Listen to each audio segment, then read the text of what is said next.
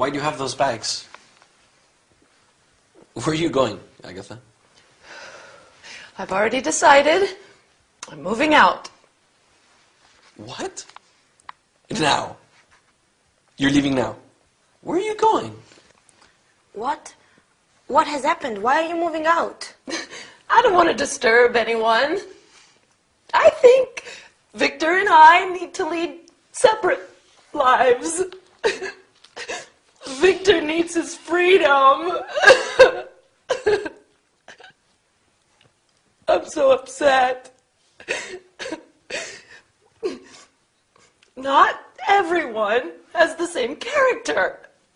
Elena, you're timid and shy. Victor's more reserved. Not everyone is sociable and outgoing like me. I'm too demanding. Now you're being dramatic. I don't fit in here. I'm leaving. I'm going to Betty's. Upset? Does it mean sad? Yes, a combination of sad and angry. Perhaps you didn't like the new furniture Victor bought while you were away. She said she liked the bookcase. Anyway, you're not moving out. Don't be ridiculous. Where will you leave? I'm going to stay with Betty for a few weeks. Then I'll decide. Are you two fighting? No. Well, we had an argument last night. You just have to respect other people's decisions more. That's all. You don't have to move out. I think Victor is saying you just have to give him more space, but you don't have to move house to do that. Agatha, it won't be the same without you here. It's just sometimes you're stubborn and selfish. But you're also very caring. Loyal, generous, funny. Funny like fun. Humorous. I'm demanding and bossy too, right? Listen, you two. I think we all have to calm down. I don't understand all the words you're using, but insulting each other is not going to help. Victor, you have a lot to do, and I am sure you've been a little anxious recently. Sorry, Agatha. When I'm studying for exams, I become very nervous. This is an important time for me. See? Agatha, he's apologizing, and I'm sure he's going to be kind and understanding from now on.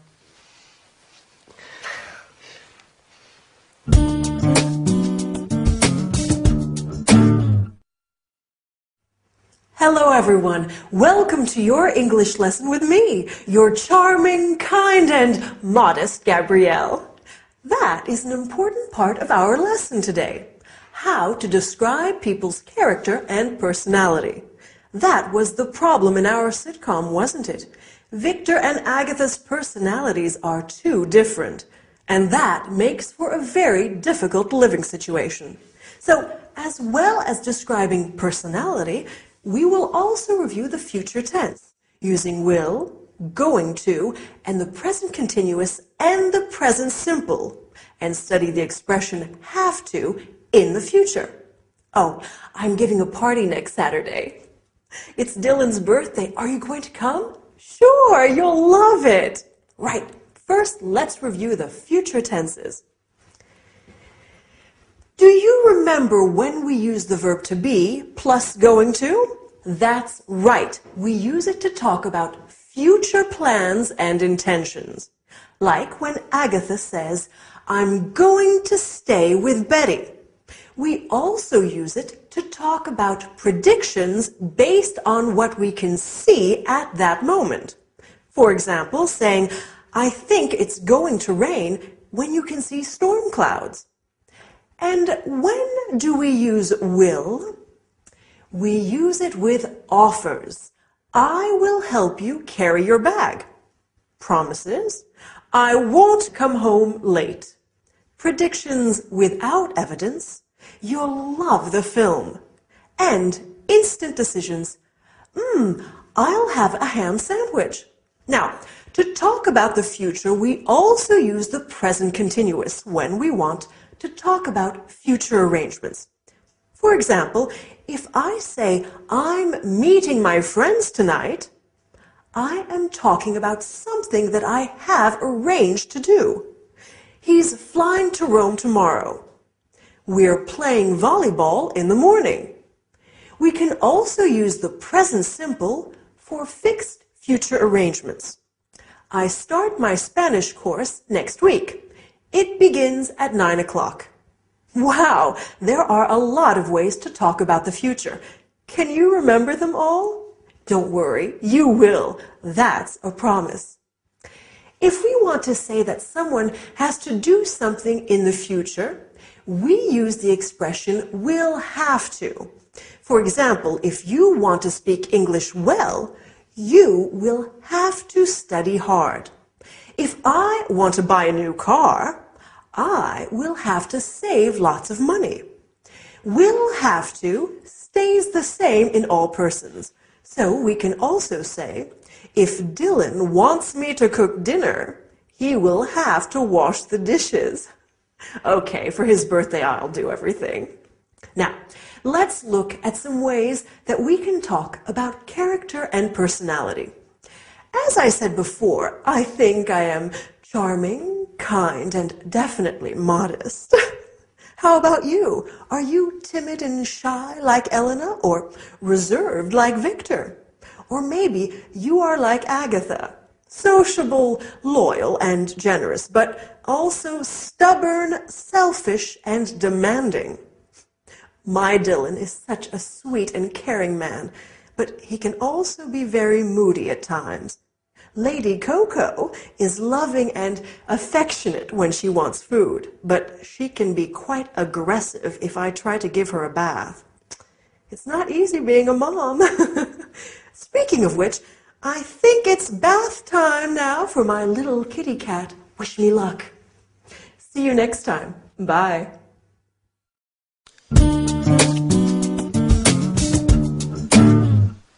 Did you get caught in the rain? Is it still raining? Well, I wasn't swimming in the Thames. The rain started while I was riding back from class. It's still raining now. Oh, this weather's terrible. Come and get warm.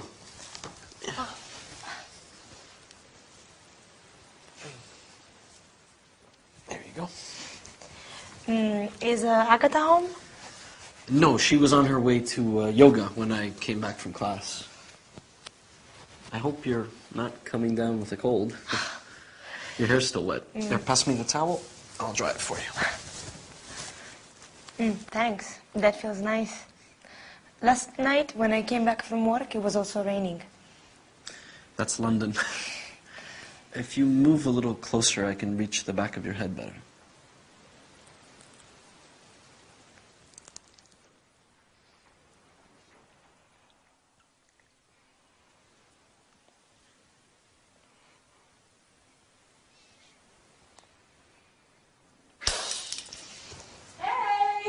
It's just me. Are you okay? All's well. It's just the vase near the door, that's all. Oh. I have to make a phone call. I'll do it from the other room so I don't disturb you two there studying. You don't have to. We can go upstairs. I can go to my bedroom, and Elena is better off drying her hair in the bathroom. Yes, of course.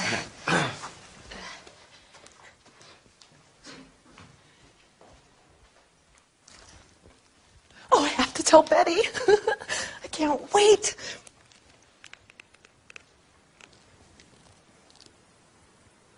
Good morning. May I speak to Betty Summers, please?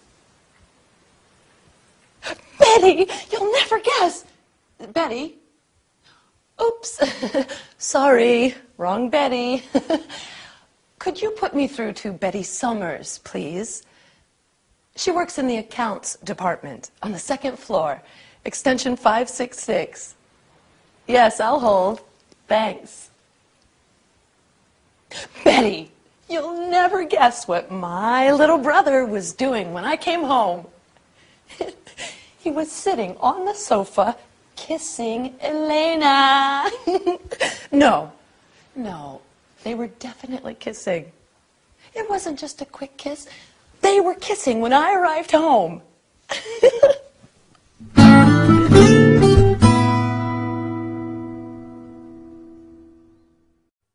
No, no, listen, Mom, I have to go. My lesson is starting. I'll call you back tonight. Bye. Sorry about that. My mom loves talking on the phone. It's sometimes difficult to get her to stop. Well, how about the sitcom today? It was getting pretty steamy on the sofa, wasn't it? Anyway, let's look at what we are going to study today. First, we will look at the past continuous. For example, I was walking. You were dancing. Then we will look at some prepositions of place and movement, such as in, on, at, and by.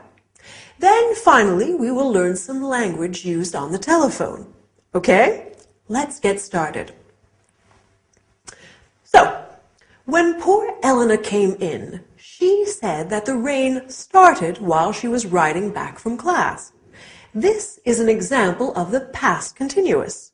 The verb to be in the past, so was or were, plus the verb in ing. I was cycling. You were speaking. She was studying. We use the past continuous to describe an action that was in progress in the past. We often use it with the past simple to describe a long action interrupted by another action. For example, I was walking down the street when I saw John. She was washing the car when it started to rain. We also use it to describe two past actions happening simultaneously. As Agatha said, he was sitting on the sofa kissing Elena, meaning he was sitting on the sofa and he was kissing Elena. I was cutting the vegetables while Dylan was pouring the wine. Do you see? Now, let's look at some prepositions of place and movement. Has anyone seen my bag? Oh, here it is on the table. Oh, I'm so forgetful. I can't remember where I put my keys either. Oh, silly me. Here they are in my bag. I remember I put them into my bag so I wouldn't lose them.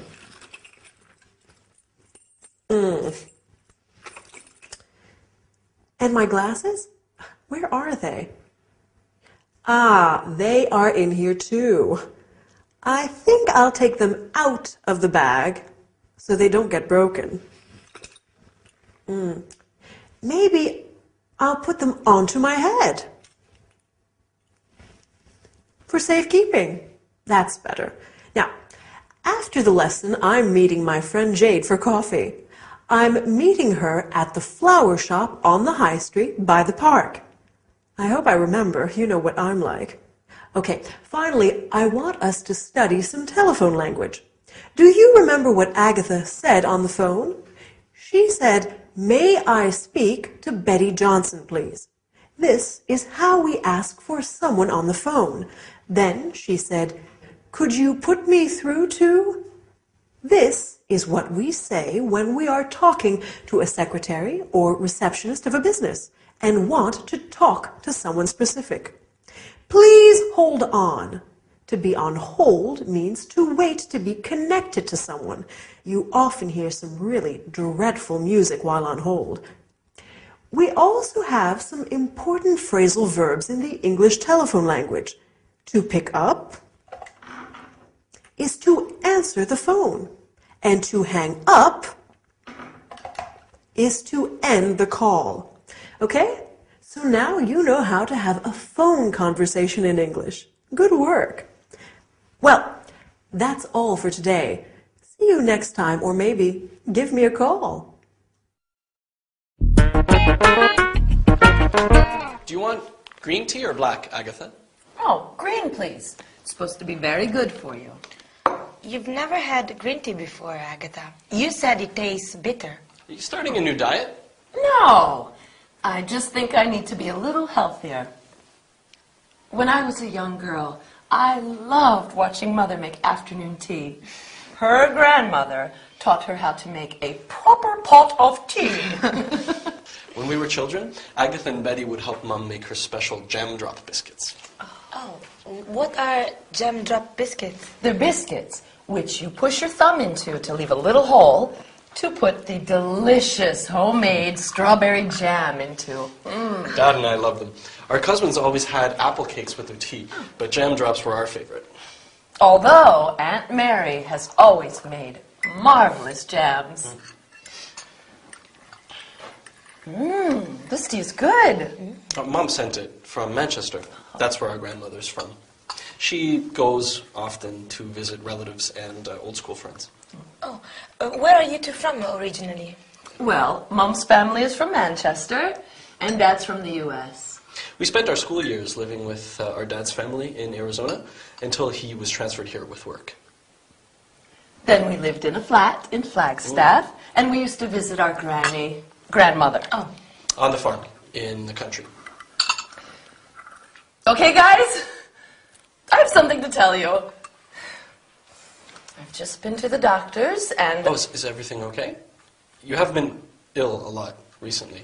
Have you taken those vitamin pills I left on the table? Victor, I'm pregnant. How long have you known? Have you told Harold? I've just spoken to him, although he's suspected for weeks. His transfer has just come through, and he's coming back to London for good. That's fantastic news. I wonder who that is. I'll go.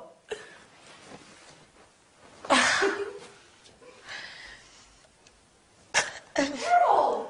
Oh, what a surprise!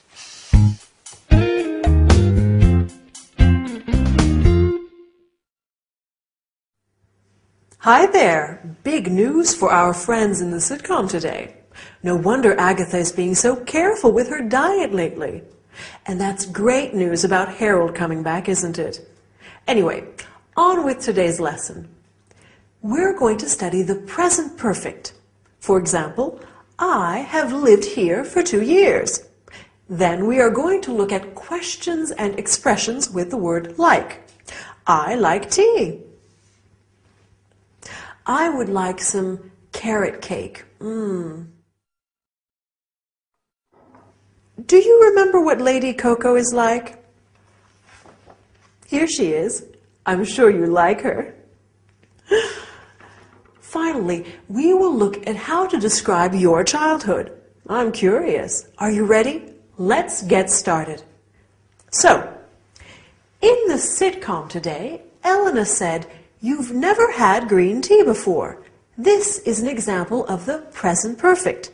We make the present perfect with the verb have plus the past participle of the verb. I have seen this film twice. We use the present perfect to talk about experiences in our lives when the time is not really important. I have been to India. I have been to South Africa. I've been to France, for example. We can also use it to describe an action that started in the past and continues up to now. He has lived here since 1999. It means he's still living here. I've been singing since I was a child, and I keep doing it now.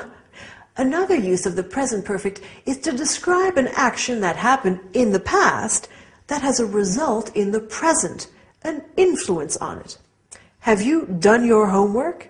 Yes, I have. So you can go out now. Agatha said, I've just spoken to him, and now he knows everything. We use the word just when the action happened very recently. You have just learned how to use the present perfect. Well done. Now, let's look at the word like. We use like in many ways. For example, I like chocolate, and I would like some chocolate ice cream. We can also say, I look like my mom. He looks like a rugby player, to describe somebody's physical appearance. We can use like to compare things. Your hair is like silk, or your eyes are like stars. We can also say, what is he like? to ask about someone's appearance and personality. What is Dylan like? He's kind, generous, and very handsome. Compare this to the question, how is he? He's fine, thanks. We ask, how is he, when we are inquiring about someone's health and well-being. How are you? I hope you are fine as well. In our sitcom today, Agatha talks about her past. When we talk about our childhood, we often say, when I was a little girl, or when I was 14. We talk about our past using the simple past tense. Victor says, we spent our school years living with Dad's family. This is another way of describing our childhood. Agatha says, we used to visit our granny. We use used to talk about things that we did regularly in the past. When Lady Coco was a kitten, she used to play with her tail all day long. Anyway, that's all we have time for today.